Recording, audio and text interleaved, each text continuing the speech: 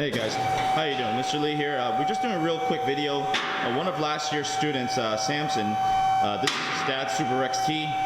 He had to replace the shocks because they were blown out, the original struts. And he actually went the route of doing a coilover setup because it was more cost efficient. Not only that, the factory struts required a spring compressor, which he does not have. And the coilovers actually come assembled, but there are a lot of adjustments associated with putting a coilover setup, which we will talk about today.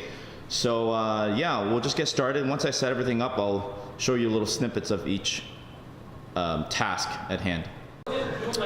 Okay guys, so basically what Samson's doing first, before we make any adjustments, after he put the coilover setup, I think his folks are saying the car's a little too low, so he's doing a baseline reading. It's good to use a reference from, maybe use like the bottom of the rim as he does here, to the fender, and he's just going to do a baseline reading for all corners of the vehicle.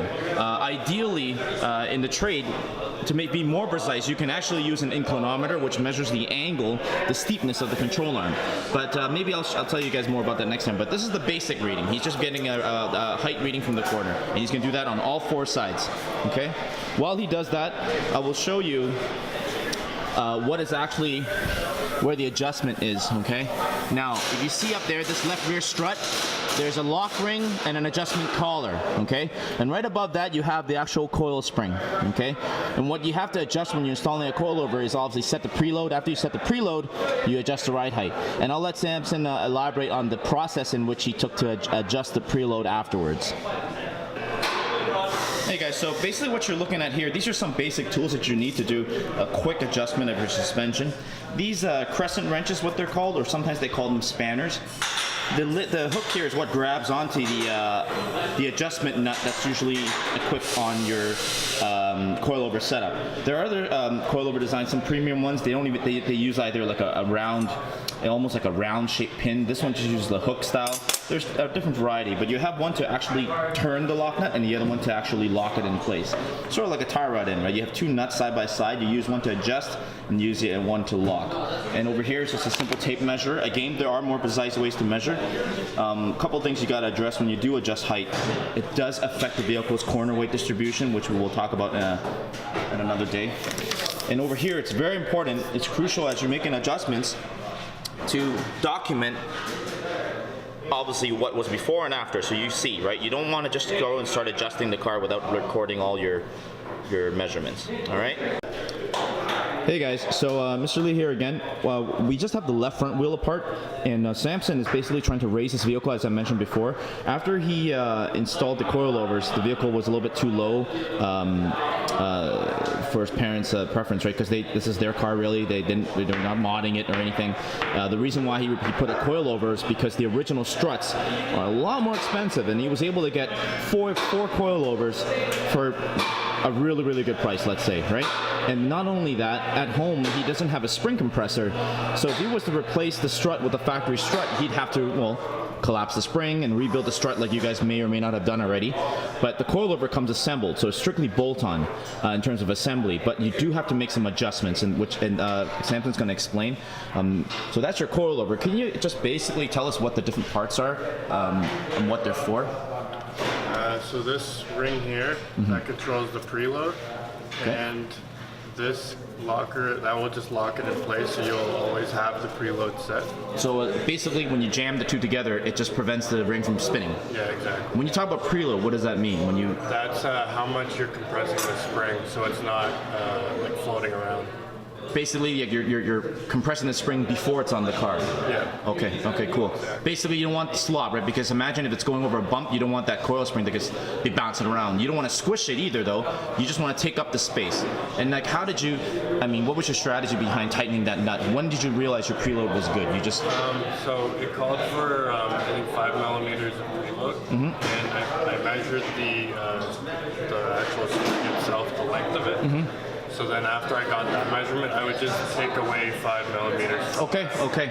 Right, that's a good way to do it. I know a lot of people, what I noticed here, you have one spring, and it's a constant rate spring. You mentioned that this vehicle does ride a little bit harsh.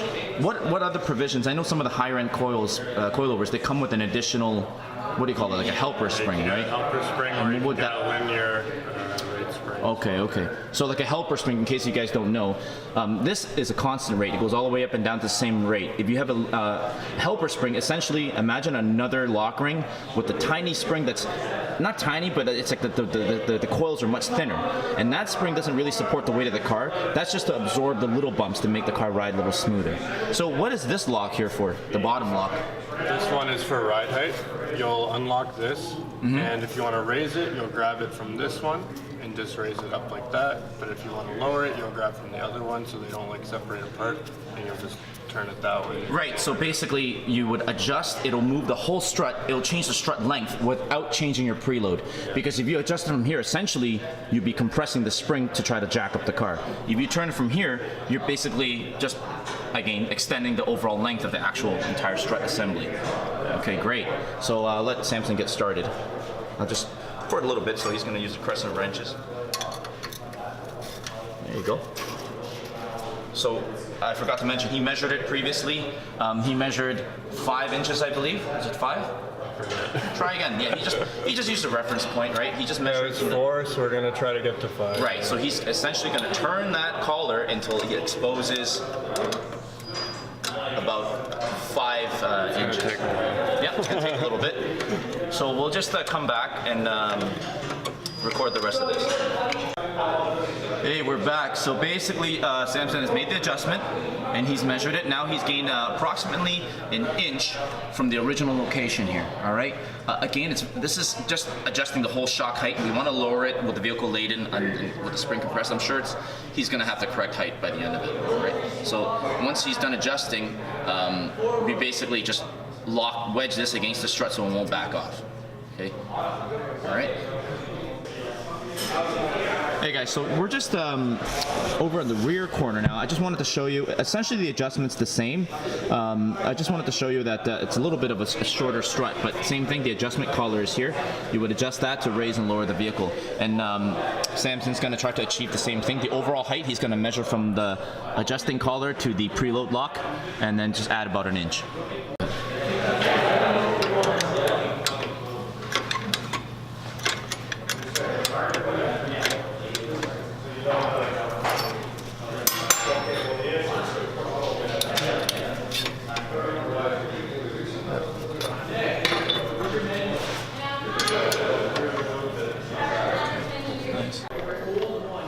Remember, always hand torque your wheels, okay? Always. Okay, so now we're just going to measure the front and rear ride height. Now before we were at 25 inches in the front. Yeah, it's about 25 and a quarter, which should be 25 and a quarter because you raise it a quarter. How about the left rear? Now this should be 25 and a half inches. Yeah. Almost. A little bit more. Now the thing is, we wanted to go a lot higher, but the aftermarket coilover setup did not accommodate anymore. The threads were coming out on the back adjuster, so unfortunately, this is as high as it's going to get. Again, Samson was trying to achieve stock. Stock was probably about 26 inches and up, but you know, that's a trade-off. But the thing is, now he has adjustable damping and whatnot. It'll handle a little bit better. So, yeah, so that's pretty much it in a nutshell. He torqued the wheels, he did the adjustments. Now, if you were to do a full like race prep type corner weight adjustment, it's exactly that. You need scales. Because when you touch one side, it affects the other. When the vehicle's loaded, it's like, imagine 2 teeter-totters, right? One going from, like, if you want an imaginary line between the left rear wheel and the right front wheel, an imaginary line between the right rear wheel and the left front wheel, and also an imaginary line that goes from the back of the car to the front of the car. You essentially have 3 teeter-totters. If I make the right front go up, it's going to squish the left rear. If I make the left front go down, the right rear is going to go up. So it's a very intricate process that will affect the weight distribution of the vehicle. And the weight distribution of the vehicle will obviously dictate if the car pulls, if it veers, and it's going to be incredibly important when you're, obviously if you're racing, the balance of the weight distribution of the car. It can really affect if it understeers, oversteers into turns and whatnot, right? But for day-to-day use, simple ride height adjustments like this will be sufficient. The key is this: if you do have scales, however, or even if you're just doing a regular adjustment like this, it's very important to log and record what the settings were beforehand before you make any changes. Okay, and that way you can keep track of all your adjustments, right? Just like we did here. We have a work order filled out, and now I'm gonna write out the afterwards. So he's got now about 25 and a quarter, and now 25 and a half. Before and after. That's how you do it, all right?